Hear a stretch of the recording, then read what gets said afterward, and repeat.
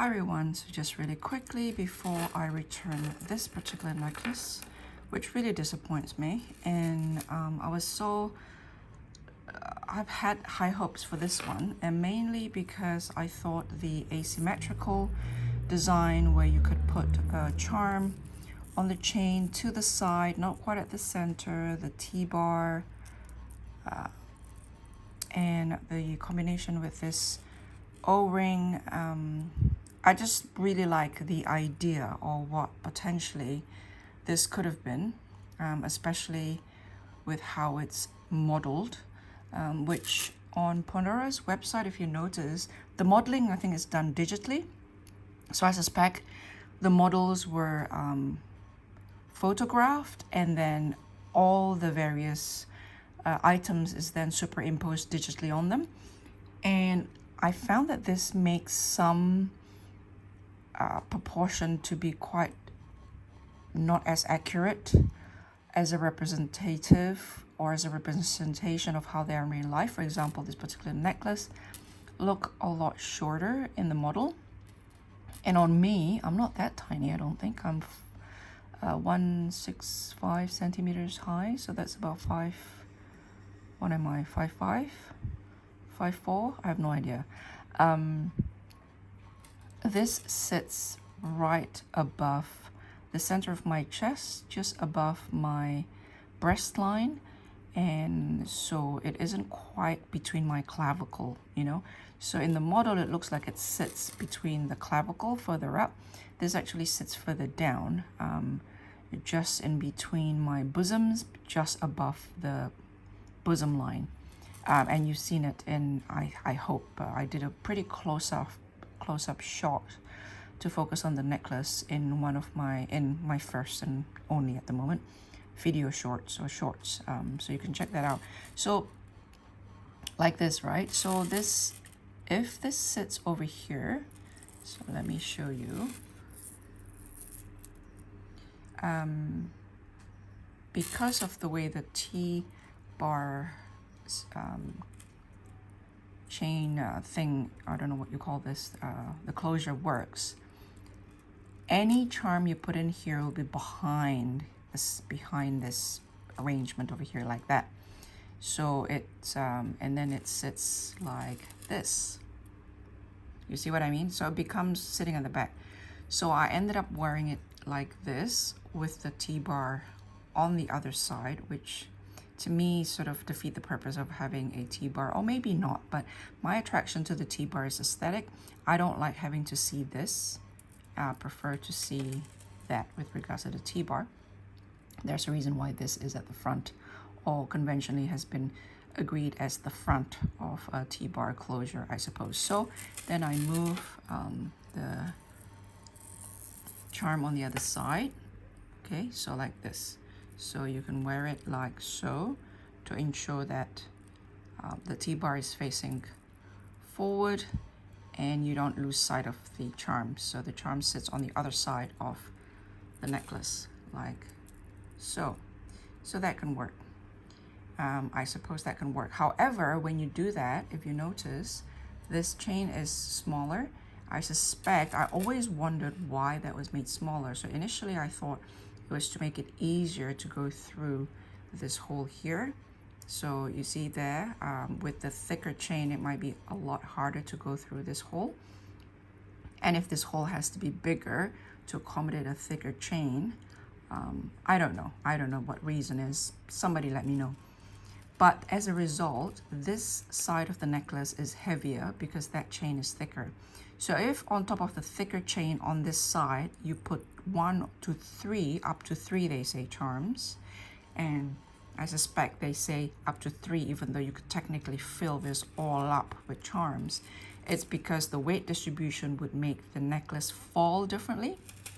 So when you do this, this becomes heavier, and the necklace, when you're wearing it, is kind of like that. So as you can see there, so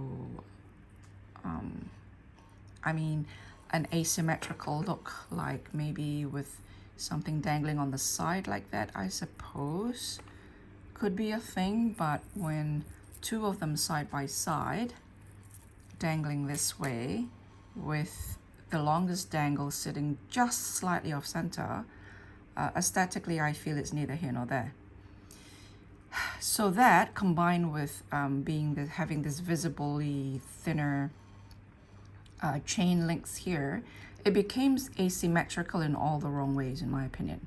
So if we return back, if we go back for the charm to return to this side of the chain, right like this, then it restores that balance and everything sits in the middle with the charm just sitting on the right, which is, I love the asymmetrical sense of it. I don't really like the more symmetrical conventional Pandora arrangements that I often see. So, but the problem with this is exactly, then we're back to what I just said, which having all the charms in the back there and having to choose between showcasing the charm and losing the T-bar, which, you know, you can argue is not that important, but then the back of that T-bar is not very attractive. So I had, I wore it like this once for what is the equivalent of a reunion dinner, I suppose. We didn't do it the New Year's Eve. Most of our families overseas. We're a migrant family here, so there's only a handful of us here. We had dim sum in the morning, about 11 o'clock for brunch on the first day of Lunar New Year itself, the first day of the year of Water Rabbit.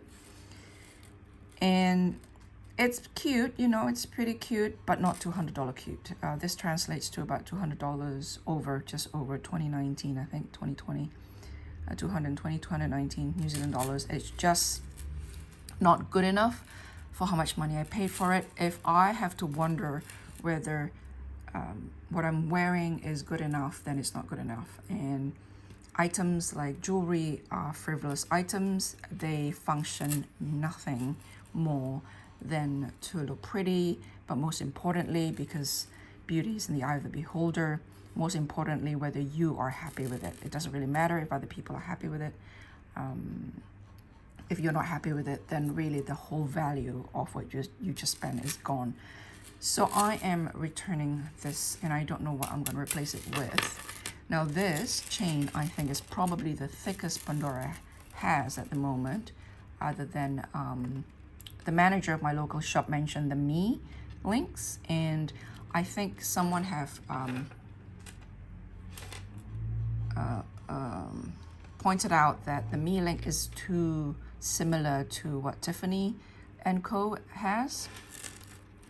And I think I mentioned that I used to love Tiffany & Co. in various comments I made on other people's videos, that about 20 or 30 years ago, I loved Tiffany & Co.'s in my 20s. The one thing I don't like about them for their casual silver line is that they always put a stamp like return to Tiffany & Co., which is kind of cute. You know, that's kind of their branding. Everybody wants to be known if they're wearing Tiffany. It's just one of those things. But for me, in terms of personal expression, it became pretty suffocating pretty quick. And not only does every other 20-somethings at the time have similar Tiffany silver bracelet or necklace or earrings or whatever, makes you feel quite, instead of distinct and unique as an individual, you just feel like you're part of this uniformed masses, even if you are uniformed in luxury brands. And so I got off Tiffany's really quickly. They have really great heritage, and their design is, some of their designs are unbelievable. They're absolutely beautiful. So I still quite like their higher end designs, but those are very specific in their,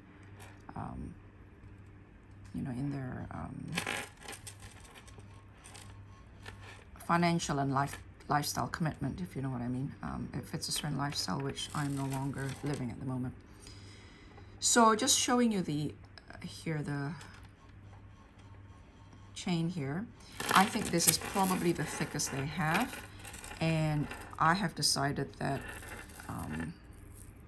this is what I'm most comfortable with. And when I still used to buy a lot from Tiffany & Co., they have a lot of these sort of very chunky, and you know, it comes with the price tag, I suppose. Silver is not free, and their prices per gram fluctuates, and jewelers everywhere have to work with that, so I understand. So this is really nice and chunky, and then it gradually becomes smaller and smaller at the end.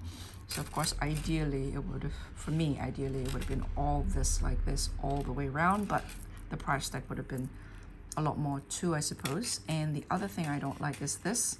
This clasp is really tedious to use, and I absolutely detest it. So I'm going to check out the Me range just out of curiosity, but I really don't like the fact that they feel like a cheaper knockoff of Tiffany's original idea. However, I like the idea of a large chunky chain with little bits of charms hanging asymmetrically, like a little bit on the side, you know, not necessarily in the middle. Like you probably mentioned in my shorts, that this is only friendly to dangle charms, because if you notice, if you open it like this, my fear is that the Me, even with styling links, the Me necklace is going to suffer from the same fate. So like that, you can't put the usual bead style charms like the strawberry, for example. If you try to put that in there, it's really difficult because there isn't enough straight a line for it to go through. A curve like this, you can't put this through. And so yeah, I don't know what the Me, how does the Me styling link, whatever you call it, can you put this type of charms, can you incorporate this type of charms, this bead style charms, into the Me link necklace, whatever it's called? So that's going to be my next quest. I'm going to go to the local shop. I bought this and the koi dangle charm online. I've always been very yeah, I like online shopping, and when I was living in New York City, you could literally stay in your apartment and never leave it. You heard stories about people and everything who just got delivered at all time, 24/7. You can order a pancake at 2 o'clock in the morning. It was great. That is not necessarily the case in New Zealand, not until the pandemic. And so the convenience of just ordering online is very appealing to me. So I ordered that online, but in order for me to know what I can replace this with, I have to go to the store, because I have to explore the Me necklace. I had to ask a lot of questions and all the rest of it. So the koi dangle charm, which I don't have here, but I'll put a link up there to the video, is also returning because when it sits on here, it's too small. But the way it's constructed, and I've explained it in that video, again, I'll put the link up there, and I'll probably post another video specifically talking about what I see as the problem with the design of that koi. They just need another link. They actually need 2 more links. The little coin that the koi is biting into is directly attached to a loop, and I think that's just not enough. It doesn't allow for enough movement, and so the koi always ended up sitting on a hard angle and becomes stuck like this. Instead of dangling like this, it's like this. And if it is bumped while it's doing that, it could easily snap. And as a charm, it's just not safe enough, in my opinion. Not the way I wear my bracelets, not the way I like to wear my silver jewelry. I wear my silver jewelry casually, I don't want to have to be careful with them. I want to be able to relax when I wear them. And yet sitting in this O-ring pendant here, it's just way too small. So again, like the situation with this T-bar here, I can solve it by, you know, doing it a different way, but it just ended up becoming neither here nor there. So with this one moved over here, the necklace just sits slightly off center, but not off center enough to make it look like a deliberate asymmetrical design. And the koi Lucky Carp dangle charm is the same. It's too small for a necklace, and it's way too fragile for a bracelet for me. So that's going back as well. So I will update you in terms of what I am replacing those two with. But for the moment, I am going to move this strawberry into a different place, into one of my bracelets, I suppose. I was hoping to be able to move it here, but it's just not possible, as you can see just now, given that, you know, you can't put that strawberry in here, because that's not a straight line there, and the strawberry won't be able to make the loop, the turn there. Okay, I'll talk to you in my next video. Bye.